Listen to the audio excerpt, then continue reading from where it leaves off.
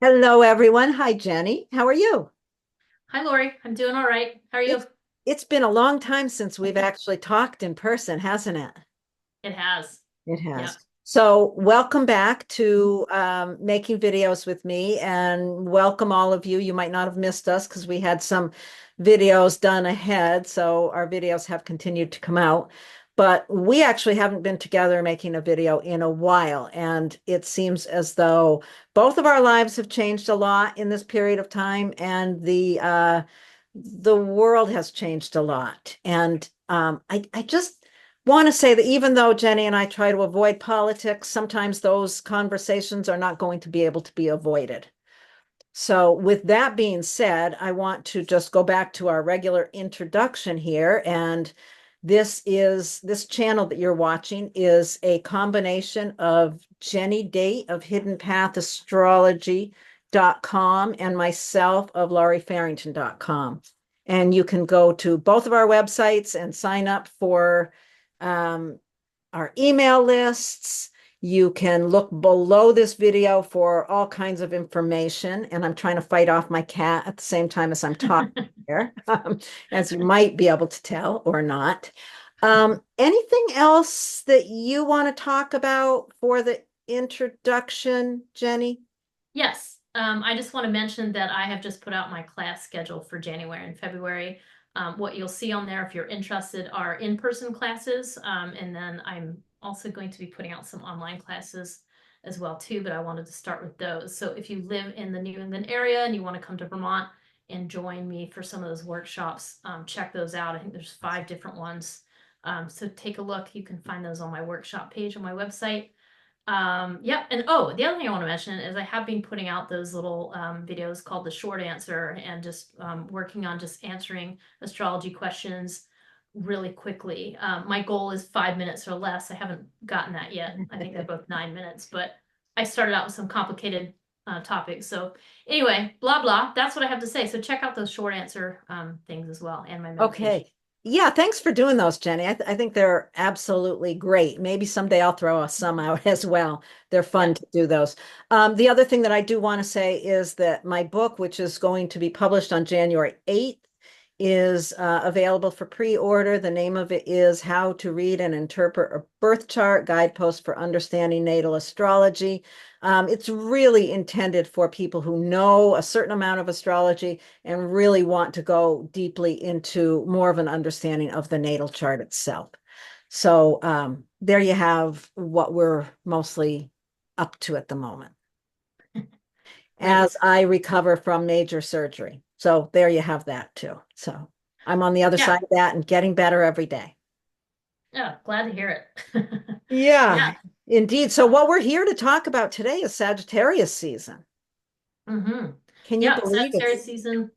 I know it's coming shooting on, which is appropriate since it is the arrow. It is has that emblem of the arrow. But that is happening on November 21st. So we are coming in very shortly into that season. So what does Sagittarius mean to you, Lori? What do you think about? Sagittarius is, it's ruled by Jupiter. So it is considered a very optimistic sign. It's a fire sign. It's a mutable fire sign, which means that there's a lot of energy to move things forward, but it's also a lot of adaptability. If you think of the 3 fire signs, Aries, Leo, and Sagittarius, they're all fire, so they all have that enthusiasm and drive, but they're breaking down. I like that. We break them down into cardinal, fixed, and mutable. The cardinal is Aries, which is the beginning of fire, the spark of fire. Leo, which is the raging campfire that just is steady in its course. And then Sagittarius is the burning embers that are able to change into something new. Um, yeah, Sagittarius is about exploration and learning and moving beyond and yeah, Mhm. finding new pathways. It's a great Yeah. sign. Yeah, and I mean, another way to think about it too is like it's the sign that comes in after Scorpio. So during Scorpio, we have all these intense, deeper things that are hidden from view. There's a lot of need to investigate and introspect and dig down. And then Sagittarius comes along and says, all right, Scorpio, we've had enough of your deep, dark stuff. Now let's have some stories and let's have some fun and let's have, let's have a glass of mead around the fire, is kind of what Sagittarius comes along to say. It sort of picks us up and put some light on things, shed some light on what the issues are. It definitely brings in that kind of optimism and sources of hope. And where those come from, for one, is storytelling, is hearing people's story. Hearing people's story will put you in touch with them as a person, as a human being, rather than as something abstract. It really brings you right into those truths of what it is to be human. The other thing I love about Sagittarius is the humor. Sagittarius carries the jester as one of its archetypes. And so there's that humor of just seeing things in a humorous light, bringing comedy to situations, like kind of adding some, yeah, altogether, just some light, some buoyancy, some uplift to Boy, we could situations. use some of that. We sure could use some of that. We definitely need it. Though it leads me right into me being me. It leads me right into the other end of Sagittarius, which is when Sagittarius is out of balance, it really is bombastic and ego and inflated and really blowing things up and telling tall tales rather than sharing stories. So that's the other end of it, is when you have this kind of this I think about like a zealot, like a preacher out there stuffing their opinion in everybody's face. That's the darker side of Sagittarius, which is also appropriate this Yeah. time. So Yeah, the dark side of big opinions yeah. that don't make space for anyone else's opinions. Yeah, there's that. Mhm. There's that. Yeah, it has that dogma. Though I always come back to, but it is a mutable sign. So the thing is it'll press into one direction, one opinion, and then like that, there'll be a different opinion, but it'll press just as hard into the new opinion. And that's what can be really befuddling about that opinion that can come into Sagittarius energy. So Yeah, that's true. yeah. Okay. Anything else about Sagittarius? I always have a few stories, but I think I've told them so many times on this. Um, no, I think that's the gist. I mean, I think that's, it's an interesting season. So yeah, do you want to talk about kind of the shape of the season next? You want to open up the chart? Is that what you're asking? Well, I think, sure. I was just thinking, I want to kind of give a general synopsis, a quick and dirty synopsis of the season altogether before we get into the more detailed week by week. So I think, yeah, having the chart open is helpful. So let's just go ahead and do Yeah. that. Yeah. Um, yeah, I mean, essentially, one of the things I wanted to just bring in, there's a lot of different things happening this season. And it's hard to know which one to mention first, but let's just go ahead and mention Mercury retrograde first. Oh dear. There's Sorry. going to be, that's right, that threw me off. There's going to be two retrogrades happening in the season, and one is Mercury is going to station retrograde at 22 degrees of Sagittarius. And then later in the season, Mars is going to station retrograde in Leo. So you have these two very active planets in fire signs that are going to retrograde. So Yeah. that brings in some themes of what, you might ask. Do you have any thoughts about that? Looking backwards, seeing Uh, what we are just coming out of, what's been happening. It's like when a planet stations retrograde, it's time to reconsider where that planet has been, what it's been up to. Having both Mercury and Mars retrograde at the same time is pretty interesting. And they're mhm. both in fire signs. They both start their retrogrades in fire signs. Right, which it's interesting because fire signs are very outward and expressive and they're burning out there and you can see them. And then to have them turn inwards is, I don't know, my head goes to a lot is like having to look to the sources of those fires. Like why is the fire burning? Like what's the source of the fuel? Like having to reflect inwardly on what are the things that you feel passionate about or what are the things that are inspiring you and really having a deeper understanding, internal understanding. At least that's how I interpret it on a more of a natal type of level. But you're right, like in a mundane level, it's going to cause us to look back at events that have happened over the last few weeks and revisit those events with a new point of view. And that'll be interesting to see how that plays out in the political stage. Yeah, Uh, when you said about looking at the source of the power mm, or the source of the fire, that's what you said, the source of the fire. I mhm, just where my mind immediately went was okay, so Mercury is in Sagittarius, ruled by Jupiter. Jupiter is just about exactly opposite that Mercury and is mm. going to play a big role this month with the opposition to both Mercury and the Sun, right?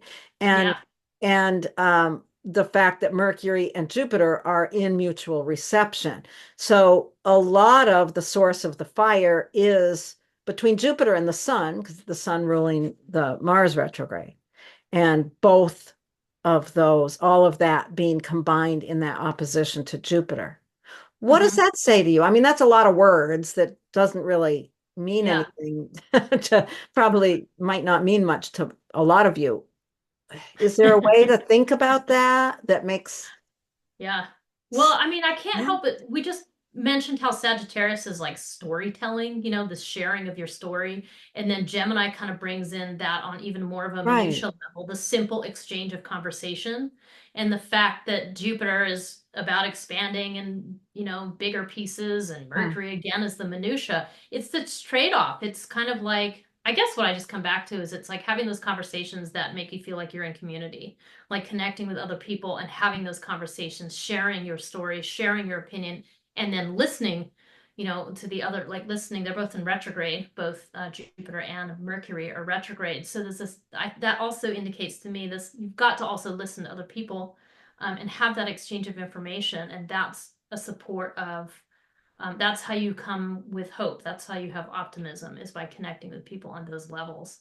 So And that's with one it, thing with about. both of those planets being retrograde, it's sort of like, having conversations maybe you should have already had, or realizing you have to re-engage in conversations um, from the more recent past. Yeah. Hmm. Yes. So it's bringing those things to light, and it's connecting the minutia, the personal inner story, with what Jupiter represents, which is a larger social story. So Right. it's Huh. connecting. Now, think of that about that idea of fabric, the social fabric. We're all part of the social fabric. So this kind of shows you how your individual story is woven into the social fabric. And I think that's how you can kind of look at this Mercury Jupiter connection, the thread, and then the tapestry of Yeah. what all those Oh, threads I are supposed love to it make. that you said that. That's Yeah. beautiful, Jenny. I like that. Oh, And thank you. yeah, there's so much about, yeah, really asking ourselves a lot of questions Yeah. and Yeah. really discussing how we came to be where we are at.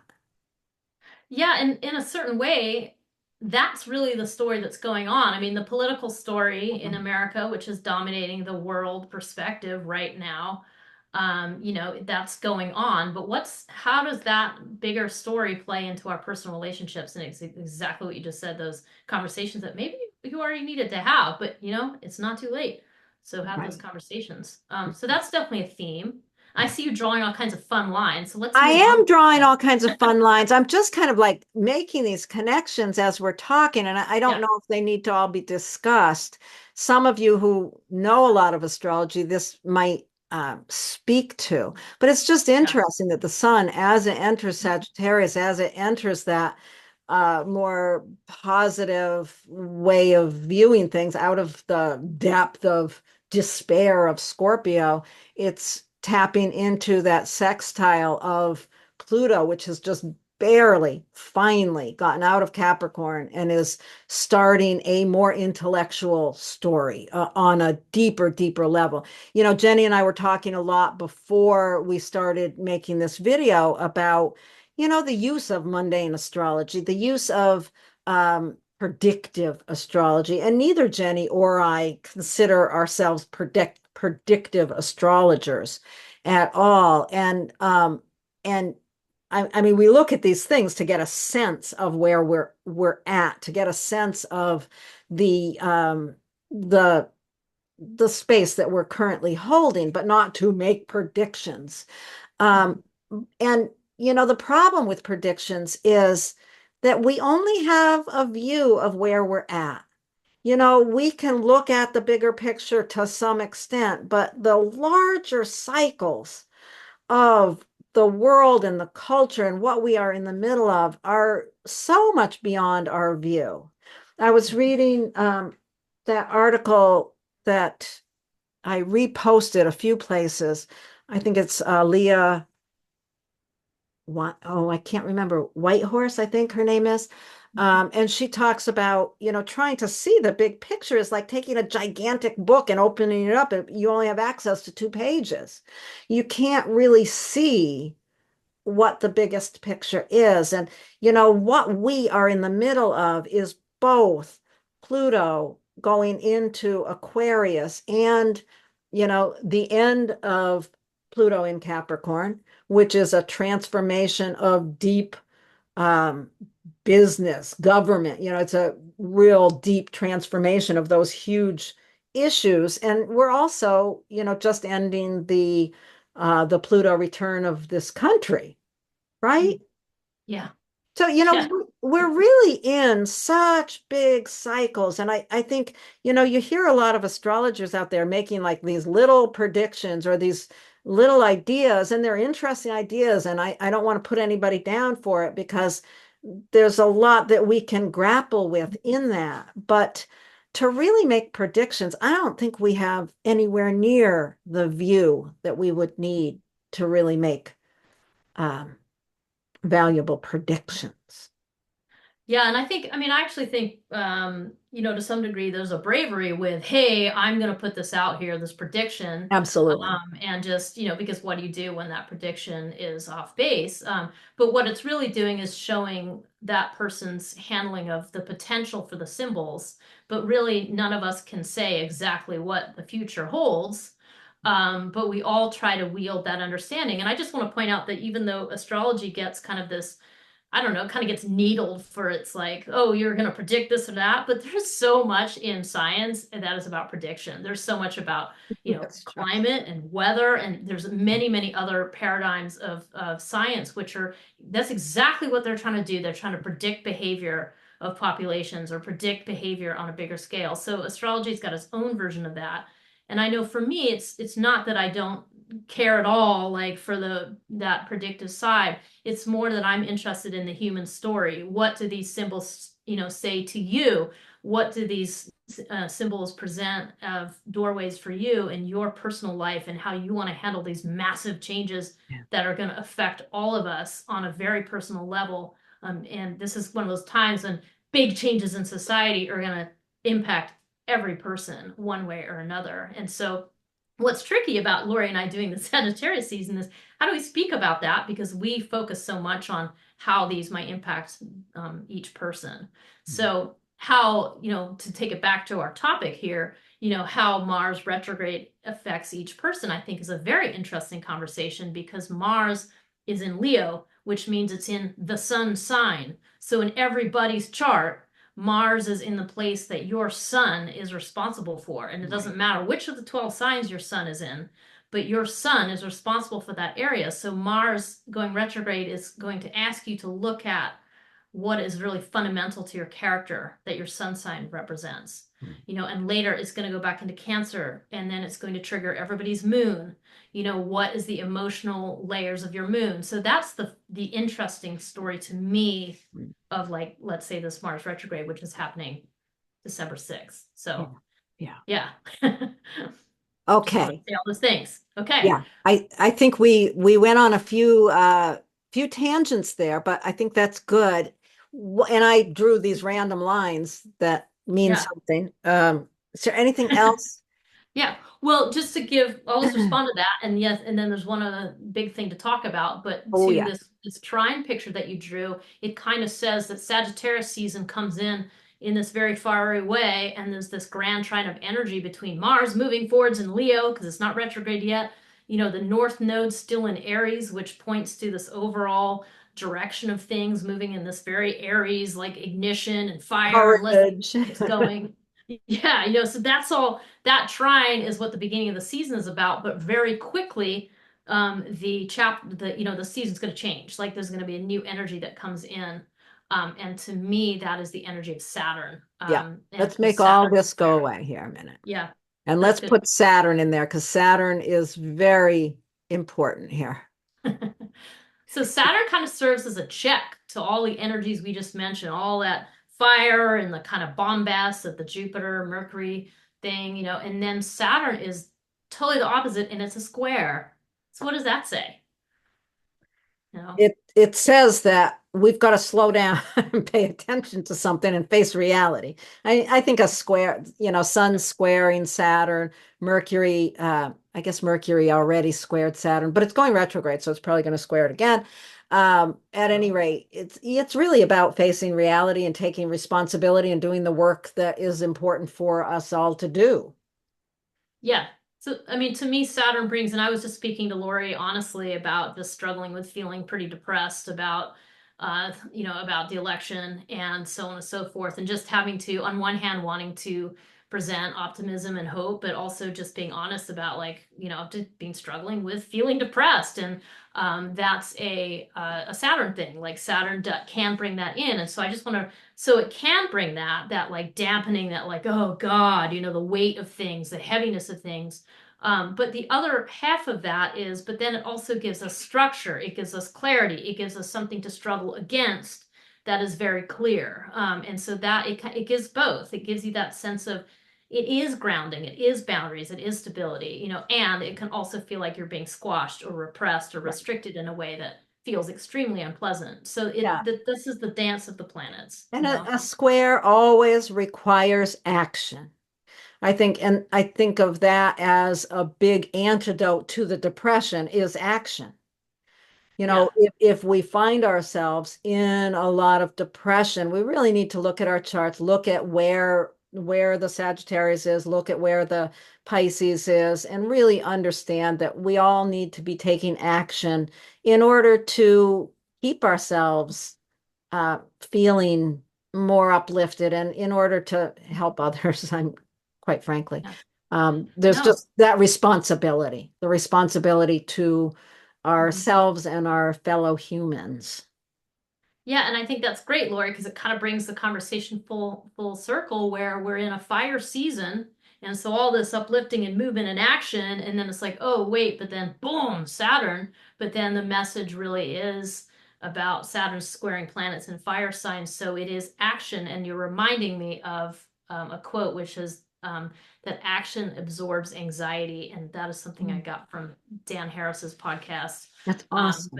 action absorbs anxiety. It's super helpful, and I think that's part of the message. And exactly, it's not to sit in the lump and feel depressed, but to move forwards, to connect with people, to share stories, to share wisdom, to know what you're struggling against and uniting with. I love Um, that quote. yeah, it's a good. Thank you for bringing that in. I just wrote that down. That's excellent. Action Yeah, absorbs anxiety. yeah. Those are kind of the keynotes. I think we've hit the kind of the retrogrades, the Jupiter thing, the Saturn piece, and then now I think we're ready to move into the blow by blow, like the weekly, what we're The looking at for the overall blow by rhythm. blow. Okay, so let me make these lines go away and we will open that. Here we go. Did that open it? Yes. Yeah, that's it. Thanks Yeah, for being it here. was hidden behind my other window, but here we have both the chart of the moment that the sun goes into Sagittarius and the listing on the calendar here. So you can see that Sagittarius season starts on November 21st and goes through December 21st. So here Mhm. we have the full out calendar. And the way we always talk about this is we go between the lunar phases to talk about it. The first week that we'll be talking about, the first period will be from November 21st through the 30th. And there's not a whole lot going on during that period of time. It's true. Yeah, it's a fairly quiet week, I guess, or it's more than a week. It's the very Yeah. end of November. Um, But I was thinking about, I was listening to other astrology podcasts and so on, and it was this mention of like the election happening, this kind of like flat spot, and then a lot of activity. And so as Sagittarius season starts, we are a little bit in, I'm not exactly sure I call it a flat spot, but that idea of like energy's flowing. You know, you've got the sun very empowered, sextiling Pluto, really picking up that empowerment, and Venus sextiling Saturn. So Venus is in Capricorn in Saturn's sign. So there's an opportunity here to really, lean into, I don't know, structures or boundaries or something. And this, it really just comes in with this. And then you have the Sun trine Mars. Yeah. However, However, that is also when Mercury goes retrograde, yeah.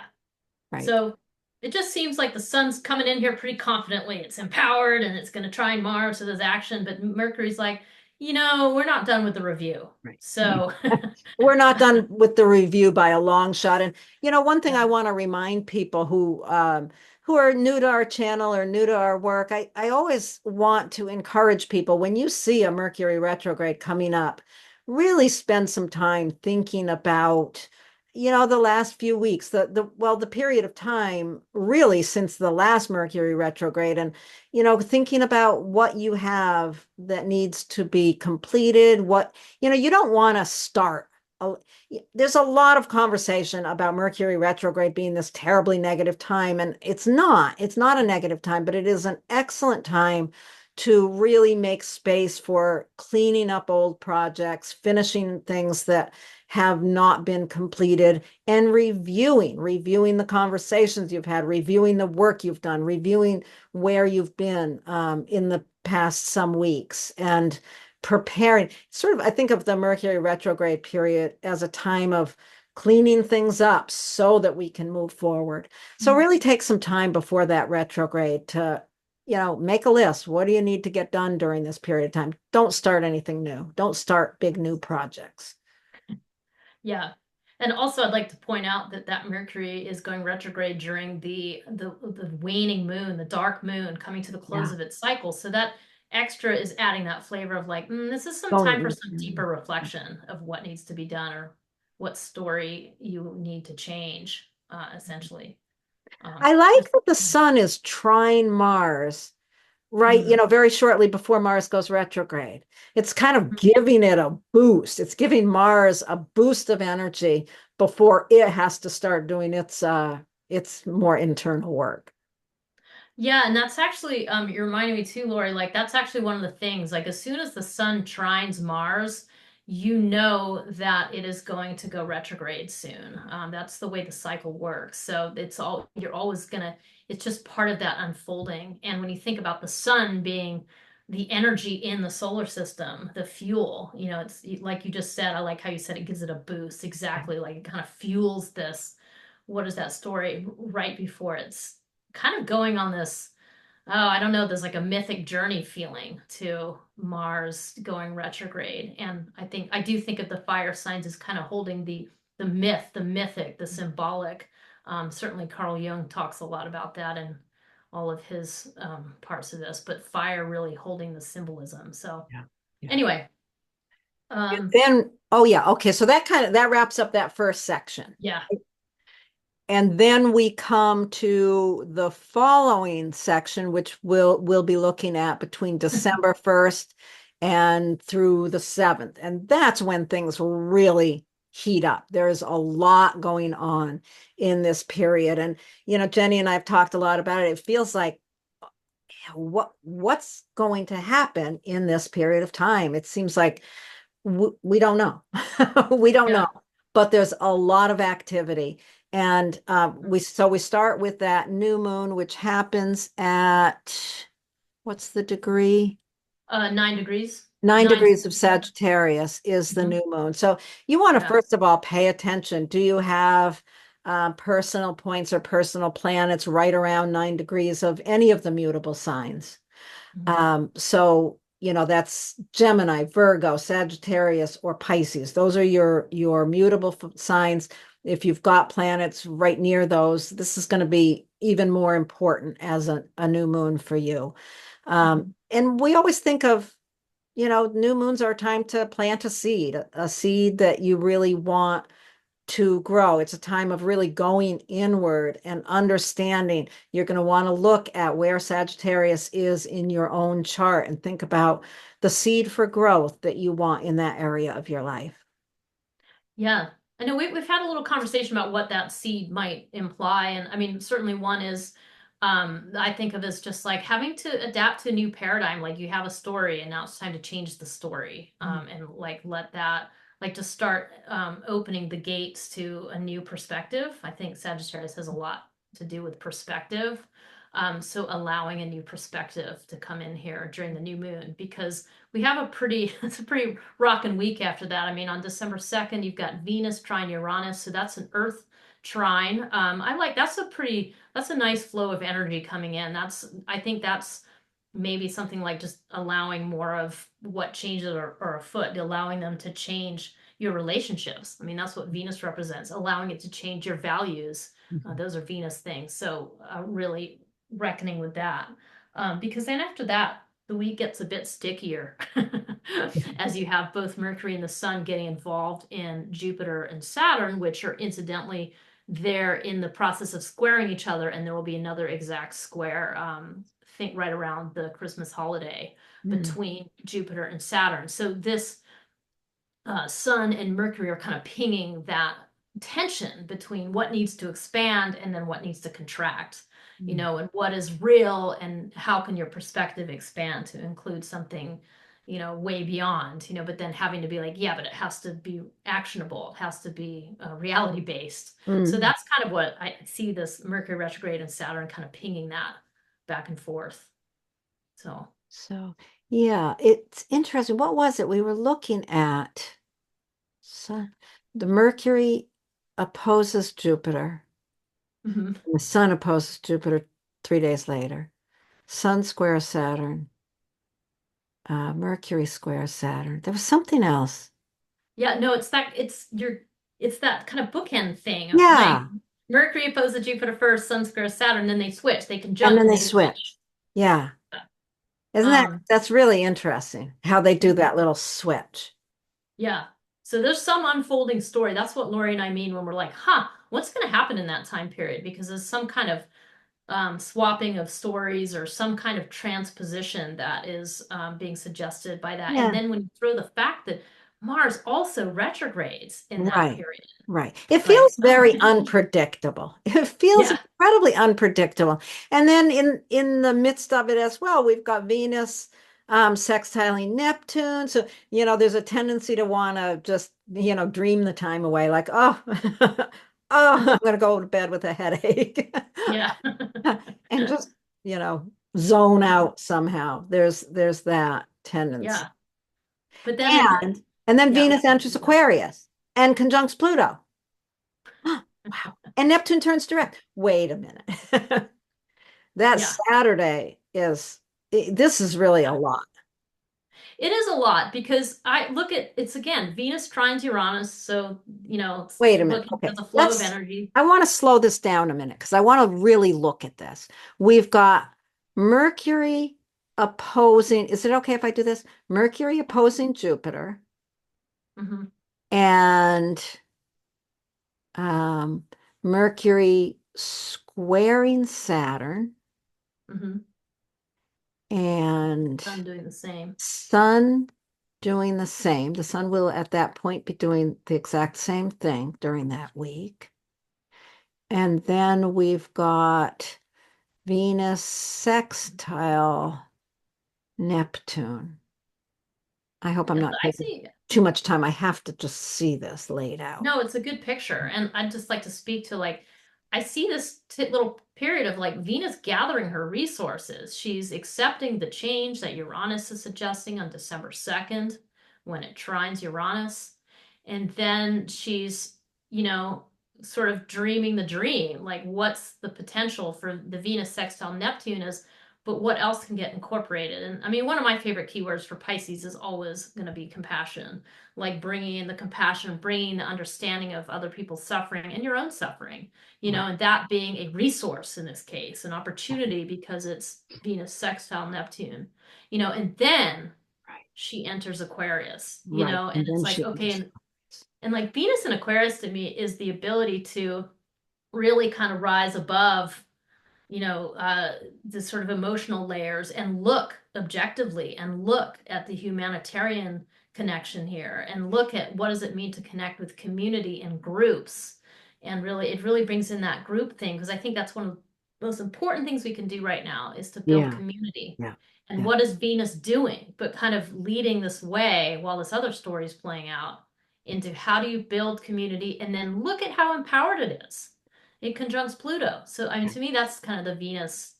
That's Yeah. how I paint that picture. And that's, you think about that Venus conjuncting Pluto there on December 7th. And that is, yeah, that's the start of a whole new conversation between Venus and Pluto. They've never had this conversation before, I don't think. I don't know, maybe Venus has touched on Pluto while it was in there over the last couple of years. I don't know.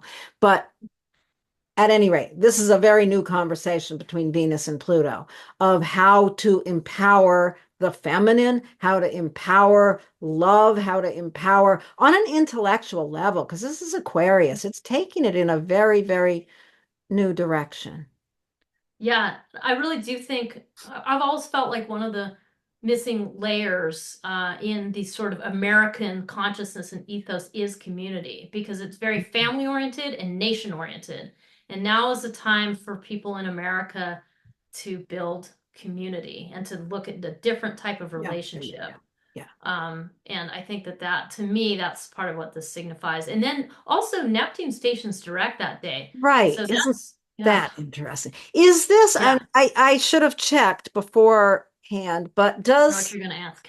does Neptune do another retrograde while it's in Pisces? I don't think so. I don't think I'm so. not positive, It but it enters Aries in the springtime. That's another exactly. thing. With all of this that's going Yeah. on right here, another thing that we want to think about in terms of the larger picture is Mhm. in the spring of 2025, there's going to be a lot of shifting energies. Pluto has just changed signs. Saturn and Neptune are both going to be going into Aries. Uranus is going to be going into Gemini. Jupiter is going to be going into Cancer. The conversations are changing Yeah, dramatically. they are. Yeah.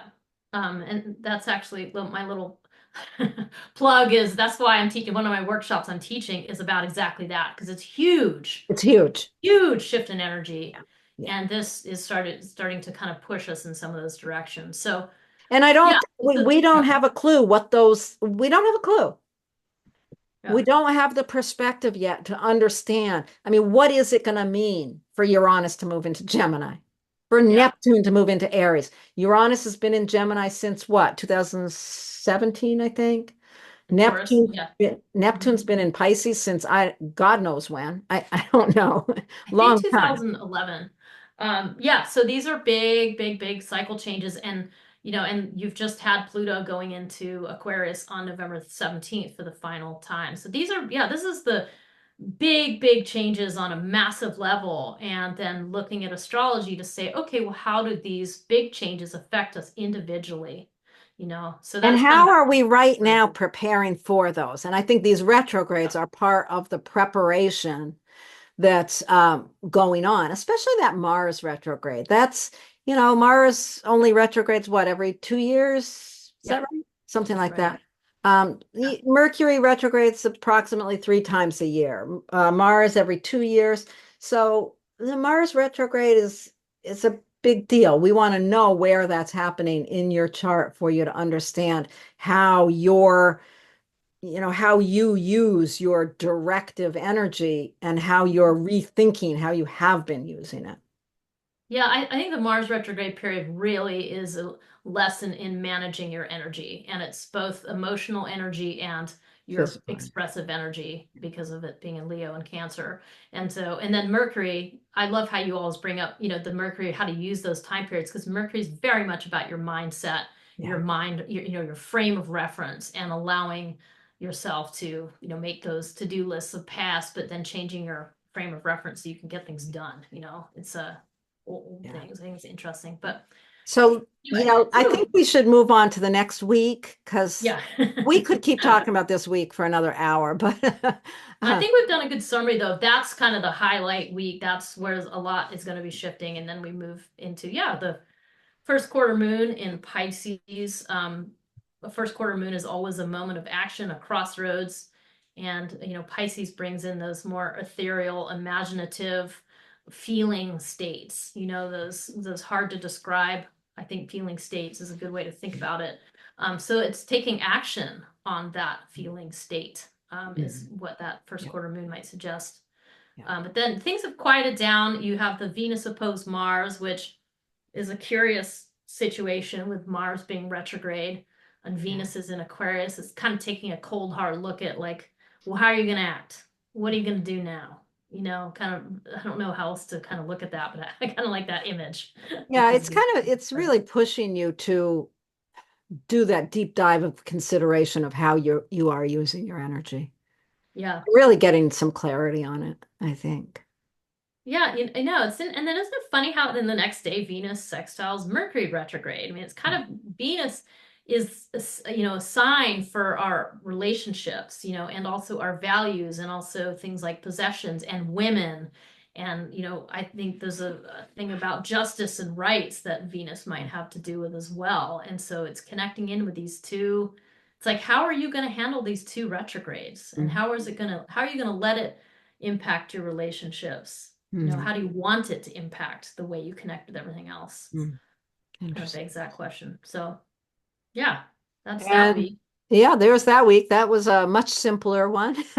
And then the final piece of the puzzle here is begins on the 15th with the full moon at 24 degrees Gemini. So you're going to want to look at where that falls in your chart to consider that the illumination of what began at the new moon and the illumination. We'll do a video on that. So Yeah. be sure you watch that video.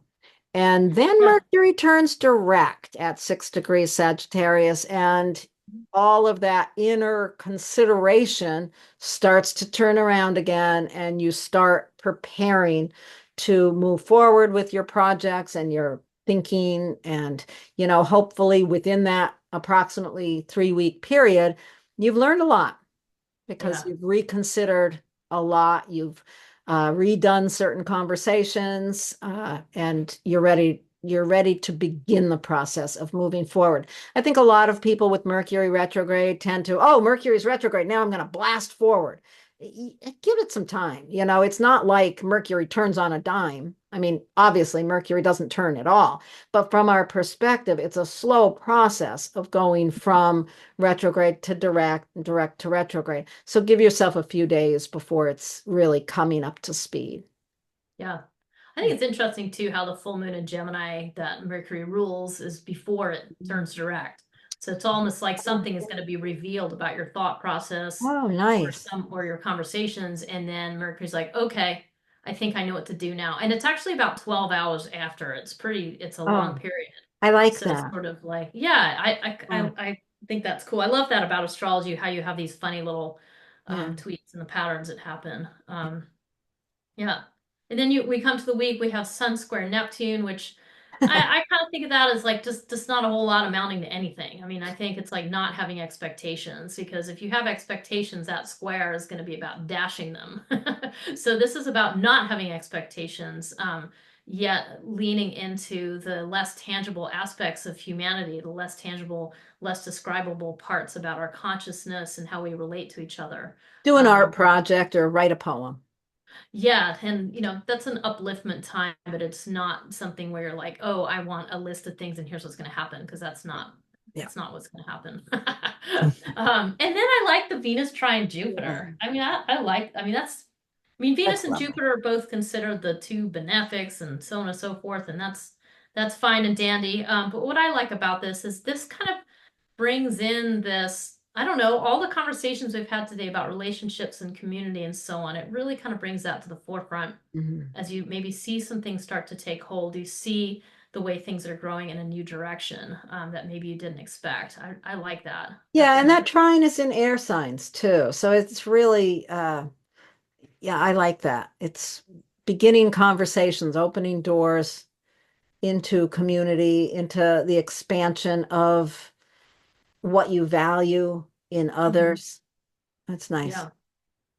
And And then then on the 21st, the sun yep, enters Capricorn, and yes.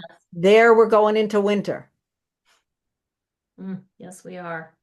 Or summer if you're in Australia. That's right. That's right. Your Okay, sister. I mean, I think that's a pretty, I know it's sort of a long summary, but this is an interesting season. We probably say that about every season, but but I think that's a pretty good covering. Okay. I think so too. And we will go on to the individual impacts. We're going to pause for a moment before we get into that. Okay. Okay, we're ready to start on the individual impacts. So let's open up this image here and Aha. get at it. All right, so we are starting as usual with Aries rising. So those of you with Aries rising, you happen to have the sign of Sagittarius in your ninth house. So this means that your worldview, your overall perspective on life, your philosophy is very, well, Sagittarian. Sagittarius is that mutable fire sign. So it really suggests that you have a lot of optimism and excitement that comes from your worldview, and that is that you're excited to share with other people.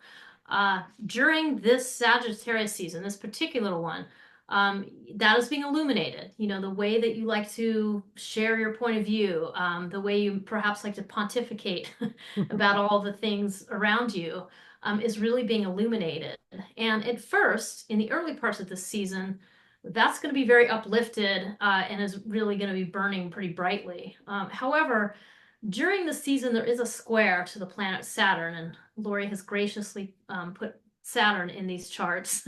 And what Saturn represents is some sort of pressure, some kind of restriction or dampening or pressure to grow in some way, the natural optimism that you have. So in this case, Saturn is in your 12th house. Is something you've been contending with since early 2023.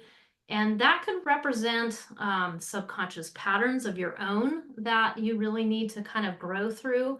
It could represent the way that structures or entities much larger than you and way beyond your control are exerting some kind of pressure on you that you're trying to figure out how to deal with.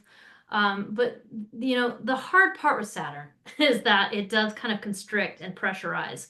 But the good part is that it is asking for growth, and that is real solid, tangible growth. So that is what part of what's happening this season. Yeah. Yeah, I think part of it is it's like um, putting you in a position where you have to face the reality of Saturn, the difficulty behind the scenes, the difficulty of your own unconscious, maybe you're going through some sort of depression or some way in which there's issues going on there that you're struggling with. And this square during this season is really asking you to face that reality while at the same time maintaining that optimistic or not like Pollyanna optimistic, but maintaining an openness in relation to your worldview, not letting that Saturn totally be a wet blanket. But you've been working on that issue, that behind the scenes, that unconscious thing. You've been working on it for quite a while. So this is just sort of a testing moment. It's like, okay, how has the work you've done on your own unconscious? This is a time of testing that to see if you can maintain a more open, optimistic worldview in the face of it. Nicely put. Okay, Excellent. so we're going to move on to folks who have Taurus rising. If you have Taurus rising, the Sagittarius season is shining its brightest light in your eighth house.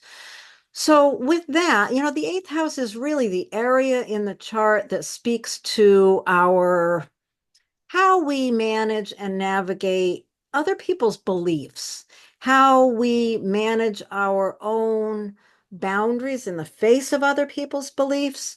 With Taurus rising, you have Sagittarius in this area of your chart. So you tend to, all else being equal in the chart, you tend to be rather optimistic in this area. You tend to feel like, yeah, you can manage that stuff. You can navigate other people's big things, stuff. But there is a point during the Sagittarius season. We've put Saturn here in this chart because during this Sagittarius season, Saturn forms a square aspect to the planets moving through Sagittarius. So, what this tells us is that there is a way in which you feel that optimism feels restricted in some way. And that restriction is coming from some way in which you must face the reality of your community. Your community, you've been in a process of really working hard to structure, understand, and work with the reality of your community.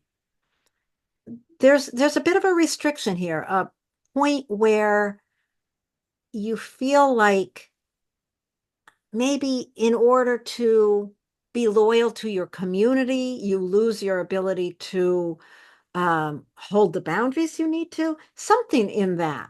So the question or the requirement during this time is to hold both of those, to hold the reality of what's coming from your community while maintaining the more optimistic understanding of your own ability to navigate other people's stuff. Mm. Yeah, when you put these two things together, what it kind of makes me think of is just like those inevitable struggles that you have in groups. Like we've all had those places in groups where it's going well, but there's those one or two people that you have a conflict with, and it kind of starts messing up the group for you. That's what this is kind of reminding me of, is striking that balance between, leaning into the group, finding support and grounding in your community, which the 11th house represents, but not getting caught up in certain conflicts that would prevent you from expanding further into the group, and letting those conflicts kind of restrict you, because the eighth house certainly does speak about the conflict that comes about when you're trying to share resources with other people. There's always these inevitable value differences and things like that.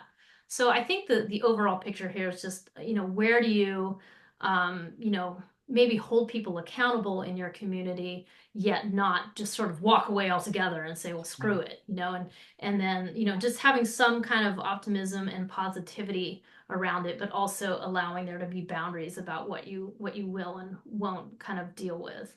Mm, So there's a excellent. tricky little sweet spot in there that we're aiming for during Sagittarius season. So I yeah. think that's great. That's great. Okay, we're going to move on then to folks who have Gemini rising. Alrighty, so Gemini rising, this one's hard not to crack jokes about because both of our partners have this. And the Sagittarius season this time or every time refers to partnerships for people with Gemini rising. So we'll start with that. But let's talk about it a little more psychologically. If you have Gemini rising, that means you have Sagittarius in your seventh house, at least in whole sign houses.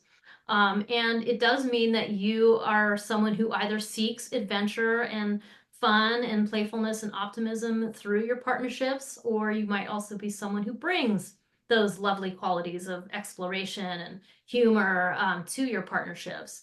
In any case, there's some way in which that the light of Sagittarius, the mutable nature of it, its ability to, the inspirational qualities of fire are very much a part of your partnerships. And so early on in the Sagittarius season, you may well feel this, the light that comes from the way you interact with other people on these one-on-one levels. However, what we've really noticed about the Sagittarius season is there's going to be an encounter with Saturn later on, towards the middle of the season.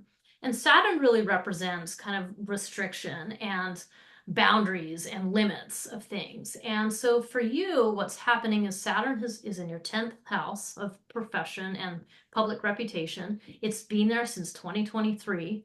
And that is exerting a pressure on the Sagittarius sun during this season. So in other words, there's some kind of stress between your partnerships and your professional life or your public life. There's a stress that's happening.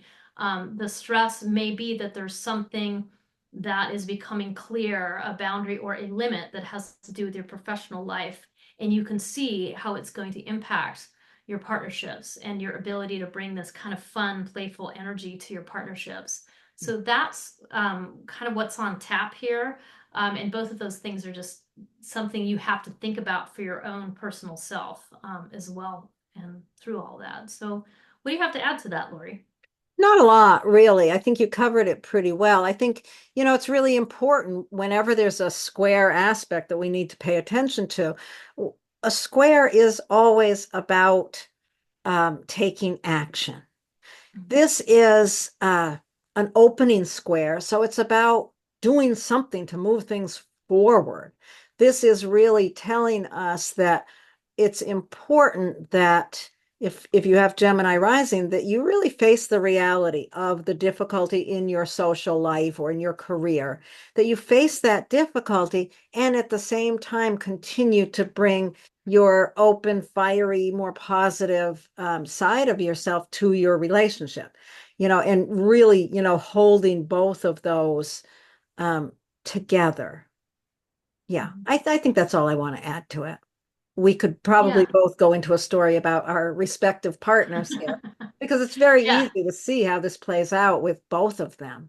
It's Yeah. interesting. Yeah. Yeah, and I do want to remind people because I think because I had that in my mind, these are all different kinds of partnerships. These can be work partnerships, business partnerships. These can be partnerships that last for an hour because they're sitting down in a one-on-one conversation. So just like bear that in mind that it can affect any of those. So think to yourself which of these types of one-on-one situations might be. Yeah, Mhm. people always assume that it's going to be their marriage partner or their spouse Yeah, or something like that. And I can't tell you how many times I've talked to people and it ends up being, someone totally different. It ends up being yeah, a business partner. And, it's great when there is somebody else, when it's difficult. It's great when it can be somebody besides the romantic or marriage yeah, partner.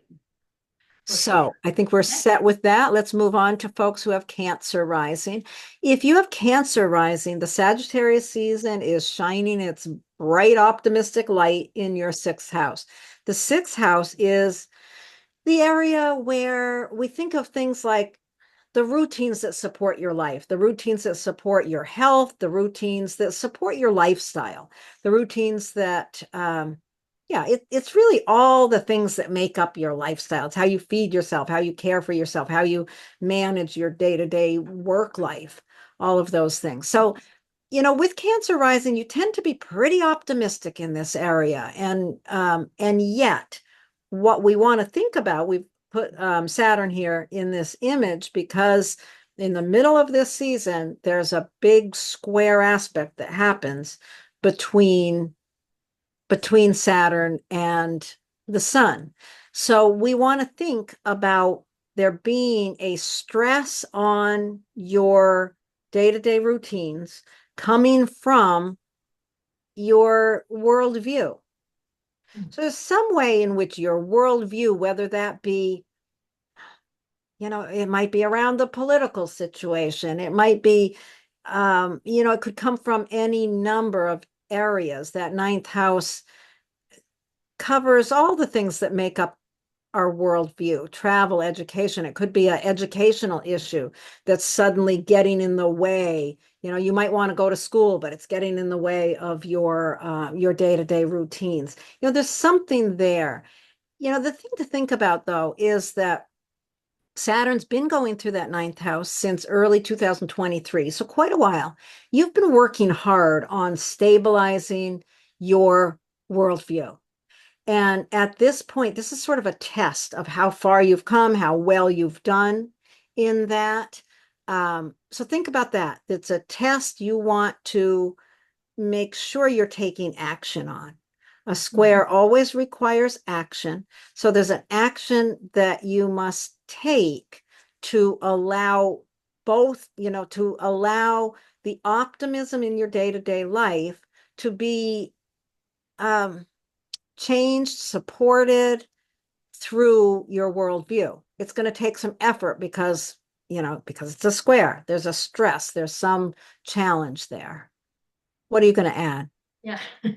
Like well, this one's mine, so I can think of a lot of different ways this is playing out for me. I mean, certainly the ninth house is politics, and the current political situation is making me feel squashed and is trying to squash out my daily light. So that's my personal thing that made me kind of humorously think about. But what I was also thinking about the fact, though, there is some truth to that, though, of like your worldview being a certain way and, not like having to look outside yourself and see the bigger picture of what's happening in the world and watching your perspective change. But at the same time, here I see the Sagittarius sun is representing, but stay in the light of your daily routine, stay in the light of your meditation, your exercise, the way you eat, keep taking care of yourself, even if you do feel this pressure that feels like it's out of your control. So I think that that's kind of the messages, and this is the message for all of us, is just finding that sweet spot between like allowing, things to I guess allowing yourself to face reality, whatever that reality is, but also not letting go of your natural sources of hope. And for you with Cancer rising, those daily things that you do, your daily work life, all those things, those are really important for you to recharge your battery. So you got to make sure you keep doing that while you also go, okay, well, these things are changing around me. So that's what it makes me think of. Yeah. That's Yeah. great. It's really nice when we get to our own and we can see how Yeah. clear it is, how clear I'll it just try to is take out our there. advice. Yeah, exactly. Yeah. Exactly. Okay, so we're going to move now to folks who have Leo rising. Okay, so those of you with Leo rising, that's a lovely fire sign to have as your rising sign. What that means is that Sagittarius for you is in your fifth house, at least in whole sign houses.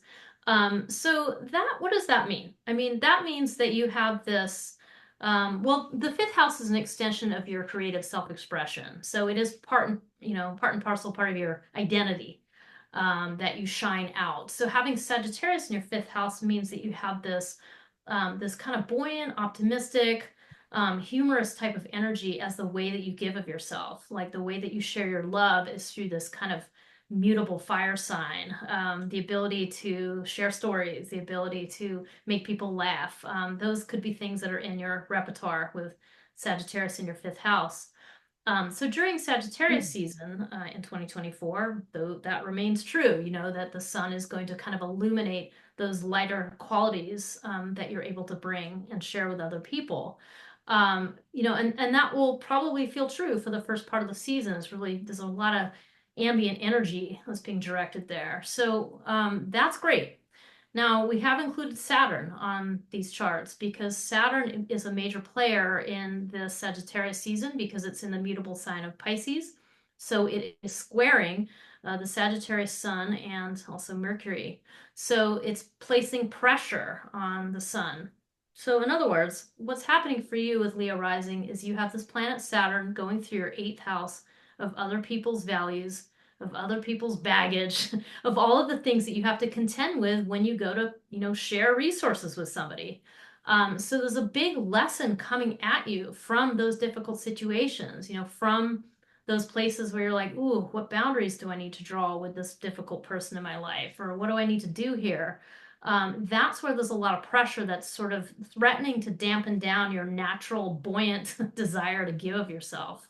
So that's where the interplay is. And part of the thing you have to consider is what can you learn from those, kind of stickier, unpleasant situations where you're being forced to set new boundaries?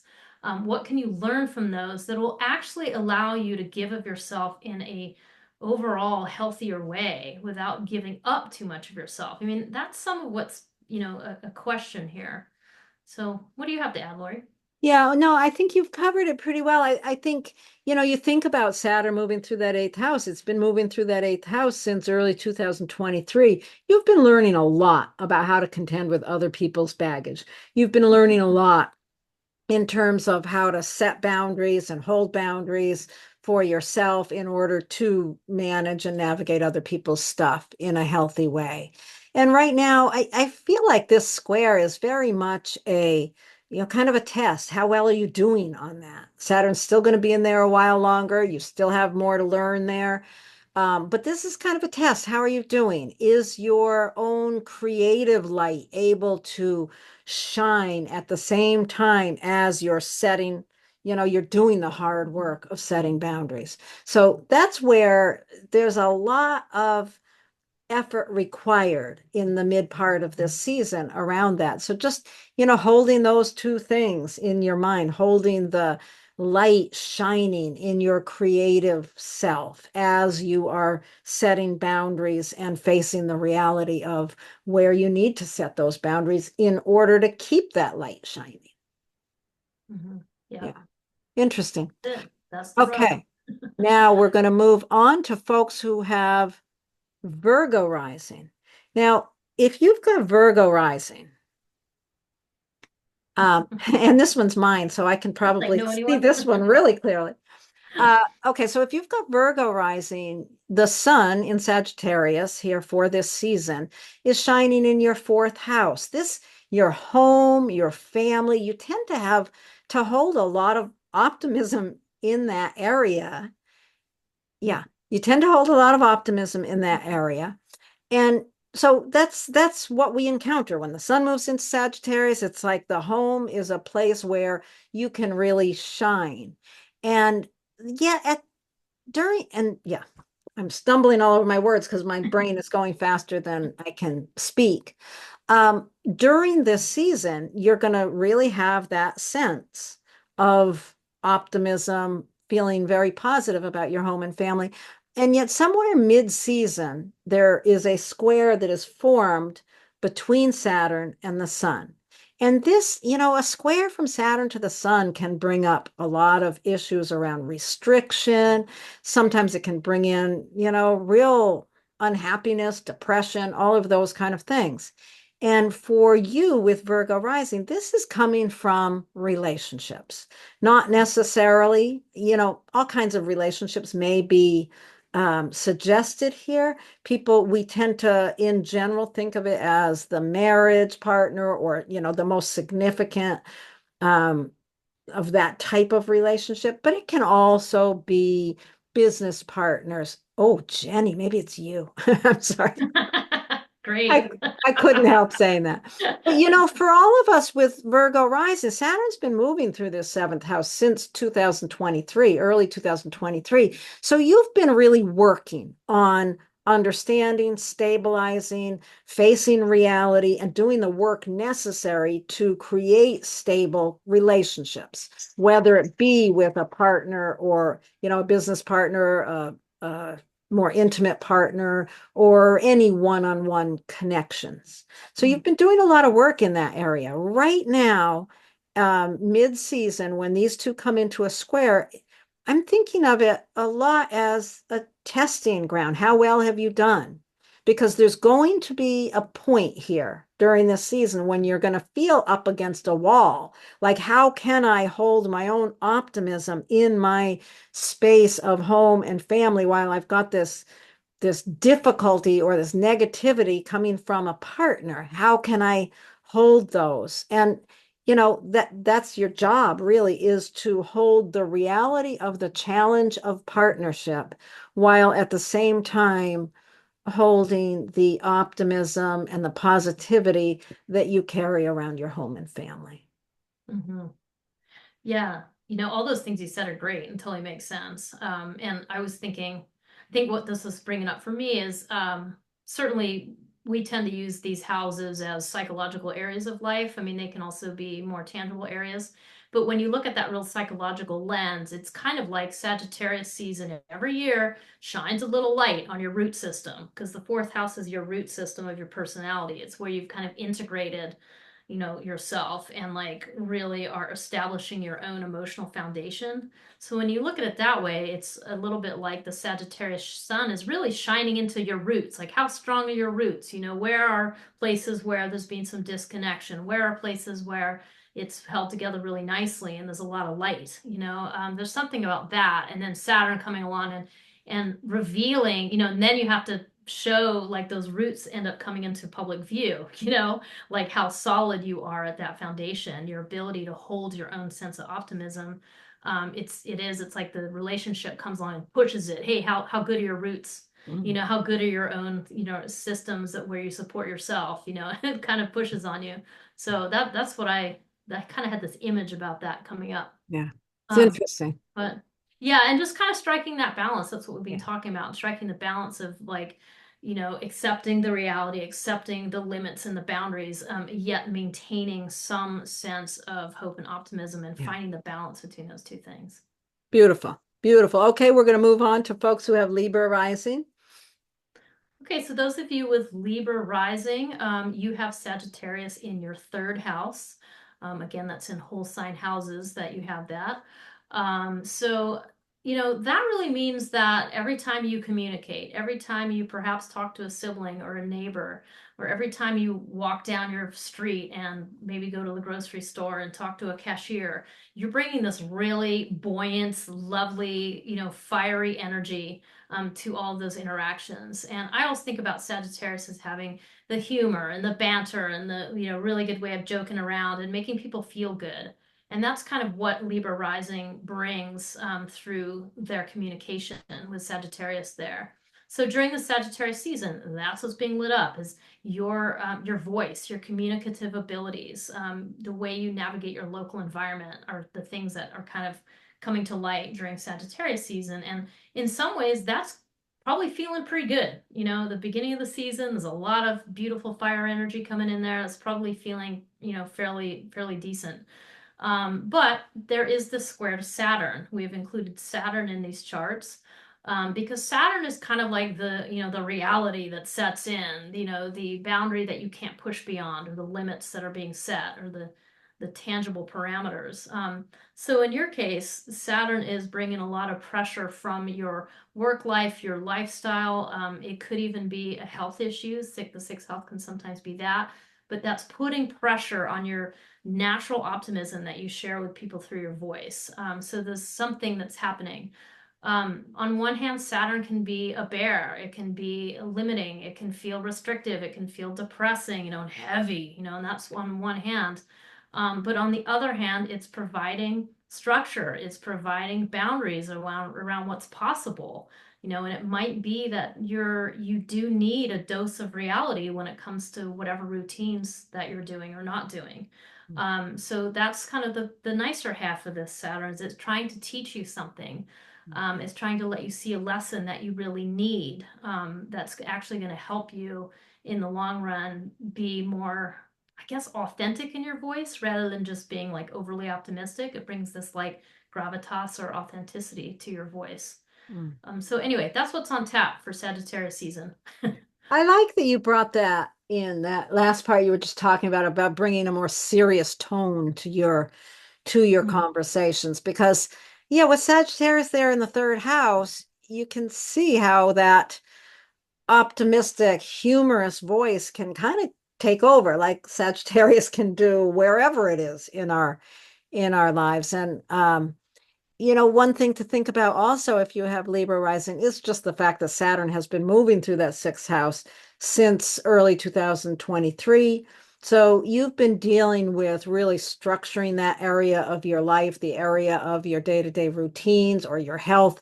There's been something in there that's been really restrictive, or there's been a lot of effort in that area. And this point of time when the sun squares that Saturn is really sort of like a test. It's like, how well have you done? How much responsibility are you taking? How are you doing in regards to really getting clear and taking responsibility for your day-to-day manner in which you care for yourself? So, Nice. Yeah. okay, we're going to move on then to folks who have Scorpio rising. For those of you with Scorpio rising, you have Sagittarius in the second house, and this is Sagittarius season. So as the sun moves into Sagittarius, the area that is being lit up for you is the second house. The second house is where we think of our values, our resources, and money. These are the things that are involved with the second house.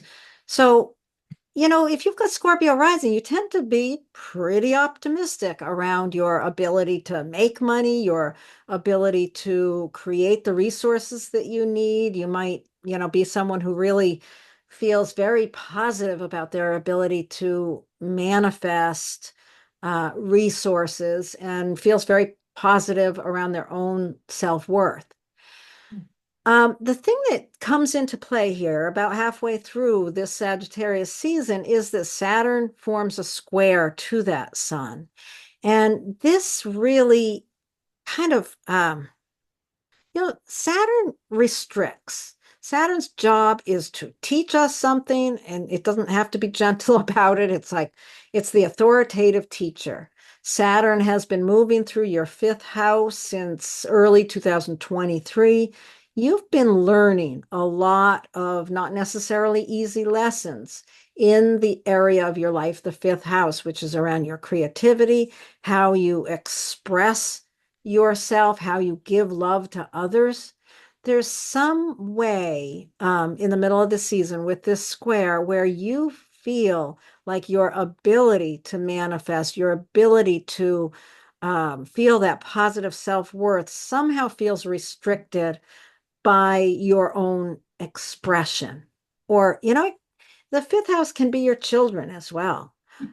Possibly you realize you have to send your child to college and it's going to cost you a fortune. And so there's this restriction around your finances that's coming from your children. It can show up in a lot of different ways, but just to think about those two areas, your money, your self-worth, your resources on the one hand, and how you give of yourself on the other hand. So, with Saturn having been moving through this area for so long, since early 2023, think about what you've learned in that area of your self-expression, and think about how this might be a test to really look at how you're able to do that work, that, put that effort in around your creativity, and at the same time hold that positive self-worth and not let that slip, but to do the work necessary to hold both realities. Yeah. Yeah, that's really the trick, isn't it? Yeah, Sagittarius yeah, season is how to do that. And yeah. another thing that occurred to me too is it could be that you're feeling called to do something more creative. Like in your fifth house, that's where you might be called to do some more pottery, or maybe you want to take an improv class and get into comedy, or something like that. And it could be that you feel some pressure around satisfying that creative urge.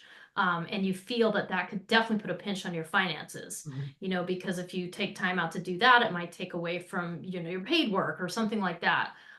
So I don't know if that's the situation for you, but it's some interplay between those things. And just as Laurie said, it's like, how do you strike the balance of like, following what you want to do, but not, giving up too much, not losing your natural buoyancy in the second house, or so that interplay is the key. Yeah. And just in general, I think with Scorpio rising, Scorpio is concerned with resources, and here you have the second house and the fifth house, which are also somewhat to do with resources. The second house, your personal resources, and the fifth, your creative resources. So there's this Sagittarius season, in other words, is giving you a lesson about how you want to manage your limited resources. How do you want to manage them?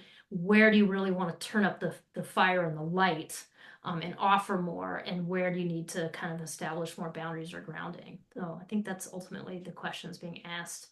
Awesome. Those of you with that. All right, that's great. Okay, we're going to move on to folks who have Sagittarius rising.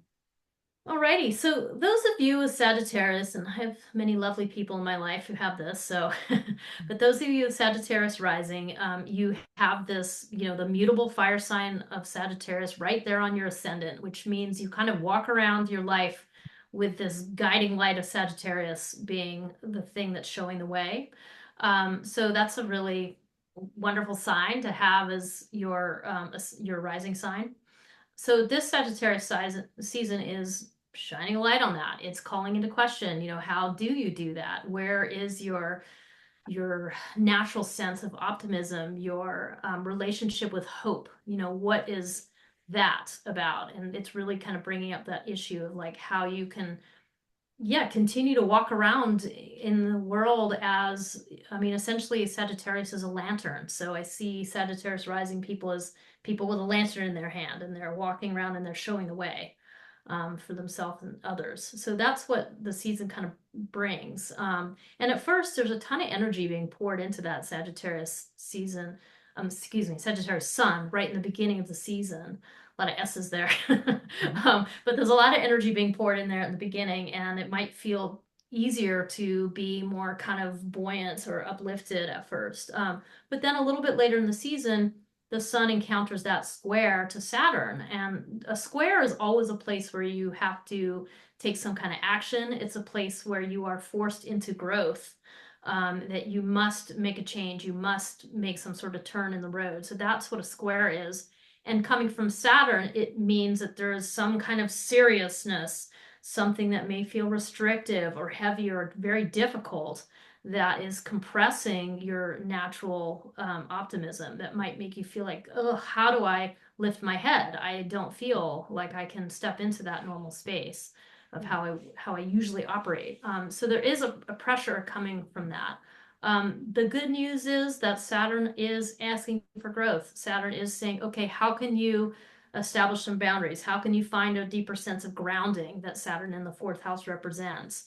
And allow that to be part of what you're doing. And then from there, step more into your more hopeful, optimistic, humorous self, but without trying to ignore it, without trying to run away from it. It's all about trying to find a balance in that square and honor both the expansive and the contractive energies. Yeah. Absolutely. It's so interesting. I think about it as you're talking about it. It's like that Saturn's been going through that fourth house since early 2024. You've been learning something very, very significant. There's been struggles around home and family. And right now, this is sort of a test. How are you doing with that? How, like you said, you need to be balancing those two things. And I was thinking about, what is the struggle? It's somehow coming from home or family, and it's causing you to question yourself. Maybe you've got a teenager at home that's all of a sudden, you're in a struggle with, or you've got a mom that's sick that you have to take care of, or the roof is suddenly leaking. There's something in that area of home and family that's really causing you to stop and consider, and it could really bring you down.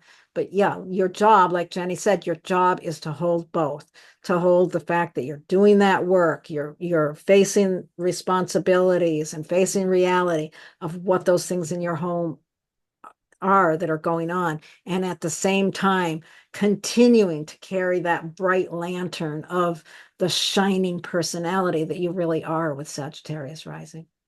Mm-hmm. I love Yes. that. Yeah. Okay, so we're going to move on to folks with Capricorn rising. Now, if you have Capricorn rising, Sagittarius season is really highlighting your 12th house. And this is always interesting to me. People with Capricorn rising that have Sagittarius in the 12th house, Sagittarius being this, illuminated, shining, optimistic side of you. And it's in the 12th house, which is the hidden house. It's your unconscious nature. It's your understanding of your own internal, deep, hidden patterns. I think, to me, I just think of that as someone with Capricorn rising just trusts themselves on this very deep level. There's um, an automatic optimism of what's going on behind the scenes. And so with Sagittarius season, that's really lit up. And you may be really, experiencing every year at this time, you may really experience ways of seeing yourself, seeing some of that hidden stuff more clearly than usual. So at the beginning of this season, that begins happening. And then we do, somewhere around the middle of the season, come into this square from Saturn. So this kind of puts a roadblock in the way. And the Saturn is coming from the third house. So the restriction on your automatic positivity is coming from the third house. It's really about your immediate environment, or the people in your immediate environment, or how you use your voice in the immediate environment. It might have something to do with siblings or neighbors or your neighborhood itself. but there's something going on in that realm that is making you question your own internal understanding of yourself. This is kind of a interesting one. I'm not sure if I'm really clear on how that works, but you've been working on that third house for a long time now. And the reality of this square is you have to learn to hold both sides of it, both pieces. You have to hold the restriction on your voice that's coming through your neighborhood or siblings, etc. You have to be able to hold that reality at the same time as you trust your own internal processes. Mm. What can you add to that, Jennie?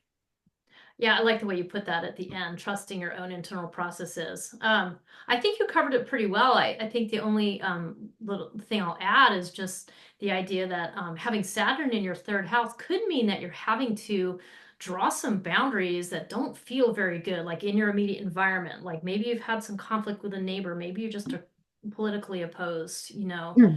with something like that. And you may have to, kind of be very clear and be kind of stern and somber, and that's not, with Sagittarius in your 12th house, that's not ultimately reflecting the more optimism you Mm. feel about the people possibly in your immediate environment. So that's what I was thinking. There's like maybe a heaviness around some action you have to take with your voice that you're kind of not very comfortable with. Hmm. But Interesting. it's okay. It's part of the growth. It's part of the learning. So that's the only, I think you covered everything else Great. really well.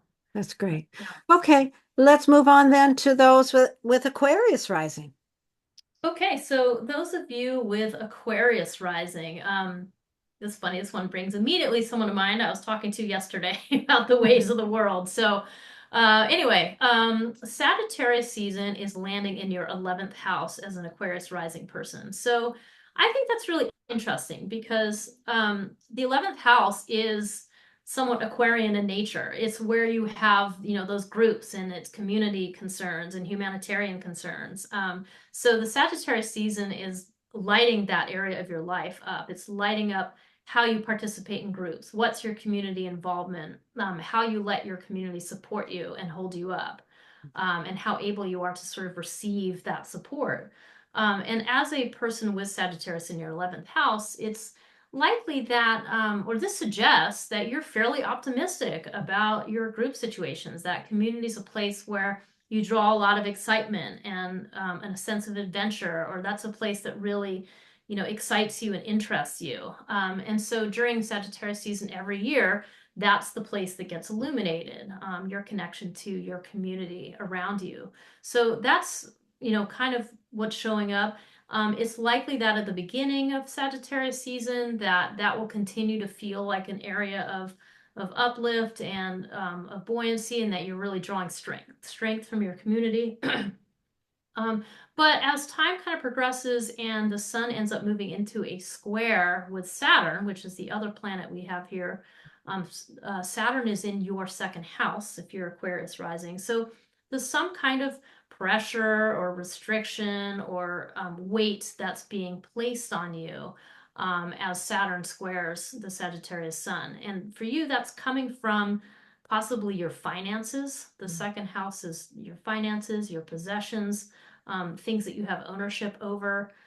So there's some kind of dampening or reality check that is coming from your financial area of life, that is affecting your ability to feel as lighthearted as you usually do in your community. It could also be Saturn in the second house. I mean, it's been in the second house since 2023, so you've had a lot of lessons here. One of the more psychological lessons is about your own self-worth, the way you value yourself. Maybe that's something that's come into question. But it could just be something much more tangible, like money, resources, possessions that there's some kind of restriction around or worry that is starting to cause you to question that other part of your life. Yeah, what do you have to add to that, Laurie? Well, I was having all kinds of thoughts, but I think you've covered this really well. I think, as we've been talking about these, the important thing is to hold both realities, the difficulty that's going on and the learning that the reality that you're having to face, the learning that you're doing around your self-worth, around your finances, you have to maintain that effort at the same time holding, this openness in your community. I was thinking about things like, maybe you've always financially given to your community in some way, and all of a sudden you realize you can't. Well, Mm. you have to adapt those things. You can give in different ways. But yeah, I mean, it's really a matter of doing the work so that both of these are honored, that your enthusiasm in community is honored and the reality of your financial situation is also honored at the same time. Mm-hmm. Yeah. Yeah. Okay, Yeah. so we'll move on to folks who have Pisces rising. Now, if you have Pisces rising, this Sagittarius season, every Sagittarius season, every year, the sun moves into your 10th house. You have Sagittarius in that 10th house. Now, the 10th house we think of it as your career, your social reputation. It's how the world sees you in a public light. Um, if you've got Pisces rising, chances are your your career, your social reputation is a place that you hold a lot of optimism. It's a place of expansion for you. So as Sagittarius season begins, you feel, your career path or your social life feels expanded. As the season progresses and we get about to the middle of it and we get up to that square between Saturn and the sun, you may feel a shift because with that square from Saturn, the Saturn is moving through your first house. So there is a restriction that's coming from you. You want to think about the fact that Saturn's been moving through your first house since the beginning of 2023. And in that period of time, you've been learning a lot about yourself and a lot about how you present yourself as a personality in the world. And, you've had to probably face some tough realities. You might have wherever Pisces is, we can be pretty dreamy and idealistic. You may have had to face some realities about how other people see you.